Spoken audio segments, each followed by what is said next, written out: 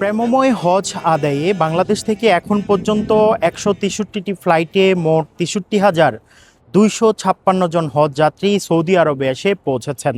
সর্বশেষ খবর অনুযায়ী বাংলাদেশি হজযাত্রীদের মধ্য থেকে ১৭ জন হজযাত্রী ইন্তেকাল করেছেন। এর মধ্যে মক্কায় ১২ জন এবং মদিনায় ৫ জন। আমরা জানি গতকালকে সৌদি আরবে পবিত্র জিলহজ মাসের চাঁদ দেখা গেছে। সে অনুযায়ী আগামী ২৬শে মে পবিত্র হজ অনুষ্ঠিত হবে। এখন পর্যন্ত যারা বাংলাদেশি হজযাত্রী সৌদি আরবের মক্কা অথবা মদিনায় অবস্থান করছেন তাদেরকে সর্বোচ্চ সতর্ক করা হয়েছে প্রচণ্ড রোদে তারা যেন ছাতা ব্যবহার করে এবং সানগ্লাস ব্যবহার করে পর্যাপ্ত পানি পান করে।